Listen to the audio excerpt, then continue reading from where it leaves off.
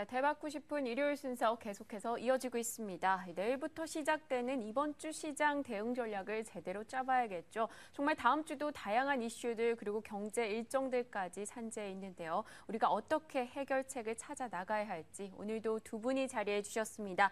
리치 인베스트먼트 신기영 대표 그리고 토러스 투자증권 영업부 박준영 차장입니다. 어서 오세요. 안녕하세요. 안녕하십니까? 안녕하십니까? 네, 오늘 두 분과 다양한 이야기 나눠볼 텐데요. 어떤 이야기들로 꾸려질지 증시와도 화면을 통해 다시 보겠습니다.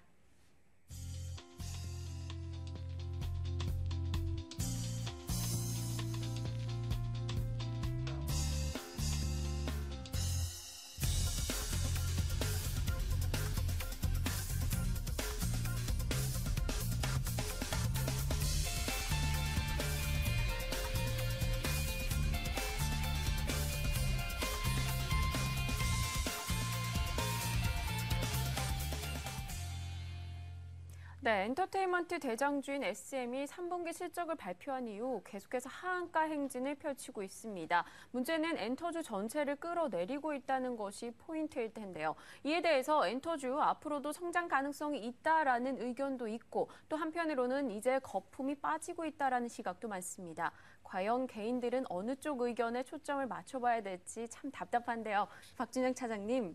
네. 어느 쪽으로 우리가 포인트를 잡아봐야 될까요? 예, 일단 3일간 하한가 세 방을 맞은 건 좀 심하긴 네, 했습니다. 좀 심했죠. 기관들이 거의 다 털어냈다라고 할 수 있을 정도로요. 네. 지난주 금요일에는 거의 200만 주 이상 쏟아내는 그런 모습을 좀 보여줬고요. 일단은 이번 일로 또 한 번 저희가 뼈아프게 느끼게 되는 거는 기업의 주가는 결국은 그 기업의 내재 가치에 수렴된다라는 아주 단순한 상식이 결국은 진리였다라는 생각이 네. 다시 들었고요.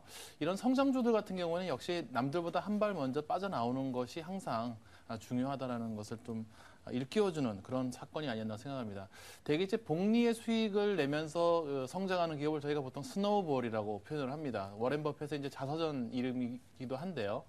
이제 주가가 적정 가치를 벗어나는 순간부터 그것이 이제 파이어볼이 된다는 건 문제겠죠. 그렇게 된다면은 이거를 장기적으로 보유하기보다는 트레이딩의 관점에서 이제 접근을 하셔야 되는데 이 최근에 뉴스를 보면은 50% 수익 난 걸 다 까먹었다라는 얘기도 나올 정도로 조금은 이런 부분들은 사실 코스닥의 어떤 문제이기도 하고요. 기관들이 종목을 어떤 기본적으로 보유했을 때 어떤 이렇게 실적이 안 좋다 할 때 다 집어 던지는 이런 부분들은 조금 문제가 있지 않을까. 왜냐하면 네. 기본적으로 개인 투자자들의 어떤 자금도 역시 시장에서 굉장히 중요한 자금들인데요. 이런 식으로 크게 이제 손실을 입고 나면은 향후에 시장이 좋아져서 들어오기 굉장히 겁이 나죠. 네. 그렇기 때문에 이렇게 차세대 성장주로 불렸던 엔터주들에 대해서 이렇게 한 분기의 실적 때문에 이 3일 동안에 거의 50% 가까이 지금 밀어낸 것은 좀 문제가 아닐까. 기관 투자자들의 좀 문제점도 하나 지적을 해야 되지 않을까라고 생각이 들고요.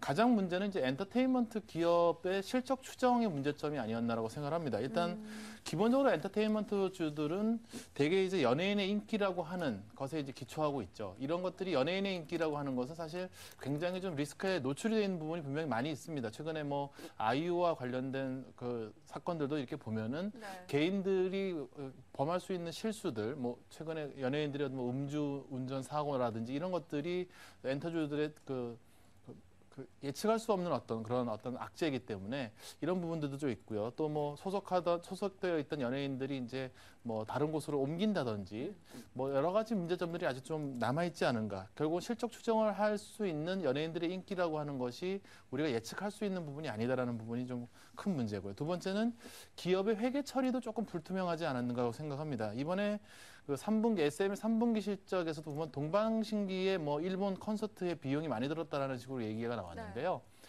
그런 부분들을 일단 예측할 수 없었다라는 부분, 또 특히 이제 애널리스트들이 실적 추정을 할 때 그냥 회사에서 주는 자료를 가지고 그냥 리포트를 썼다라는 점, 이런 것들이 결국은 개인 투자들이 손실을 입을 수밖에 없었던 구조적인 문제가 아니었나 생각이 들고요. 특히 이제 최근에 K-팝이 세계적으로 인기를 얻으면서 해외 쪽으로 이제 성장할 수 있는 가능성에 대해서 이야기들이 많이 나오는데요. 대개 해외 매출의 대부분을 잘 보시면 일본 쪽이 되게 많은 부분을 차지합니다. 이런 부분들은 이제 한일 관계가 악화된다든지 최근에 일본 같은 경우에도 보면 오리콘 차트 그 연말 때 보면은 한국 가수들이 거의 들어가지 못했습니다. 네. 이 혐한류의 어떤 그 분위기가 조성이 된다면은 또 하나의 리스크로 작용할 수도 있다는 점, 이런 점들이 좀 엔터테인먼트 그 주가가 출렁일 수밖에 없는, 또 실적 추정이 조금 불투명할 수밖에 없는 이런 부분들이라고 생각이 드는데요. 그렇지만 일단 너무 비관적으로 볼 필요는 없다라고 생각이 드는 게요.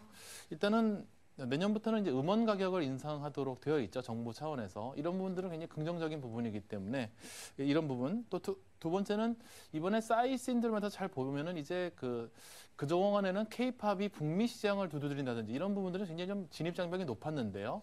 유튜브라든지 인터넷 매체를 통해서 충분히 진출할 수 있다라는 어떤 희망을 좀 심어줬다는 점은 긍정적으로 볼 수 있을 것 같습니다. 가능성이 열린 거죠. 그렇죠. 네. 그리고 또 대기업과의 협업 가능성, 최근에 뭐 제일모직이나 뭐 LG전자 등과 이렇게 협업을 통해서 그 매출의 다원화를 지금 가져오려고 하는 점. 그다음에 네. 네 번째는 원소스 멀티 유즈라고 하죠.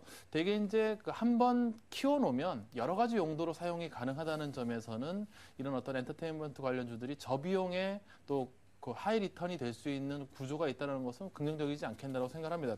다만 이제 최근에 이런 실적 악화 부분이 아무래도 그 단기간에 악재로 끝나는 게 아니라 조금은 시간 조정과 또 가격 조정을 가져올 수 있기 때문에 조금은 진입 시점을 좀 늦추시고요.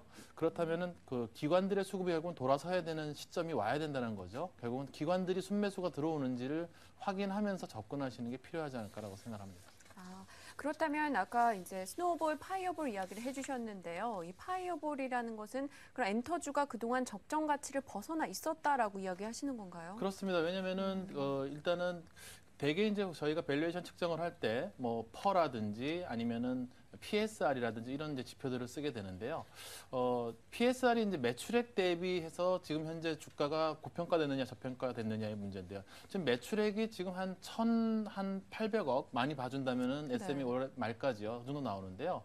1조 원이 넘었었죠. 그렇다면 PSR이 6배가 넘어간다. 대개 이제 그 PSR이 3배가 넘어가면 고평가라고 보통 얘기하는데요. 거기에 이제 2배를 넘어 있었고 퍼도 거의 40배, 50배 정도 되어 있었기 때문에 네. 그것이 이제 그 시장에서 계속 유지가 되려면은 훨씬 더 나은 실적이 계속 발표가 되면서 어닝 서프라이즈가 계속 나오면서 그 주가가 이제 계속 그 정당화가 되는 것인데 이번에 실적 악화는 그 고평가가 사실은 거품이었지 않느냐 이런 시장의 우려를 자자내기는 좀 충분하지 않았나라고 생각합니다. 그렇다면 어느 정도 관망 후에 진입하길 권하셨고요. 또 기관의 수급을 확인하고 움직이자라고 의견을 주셨습니다.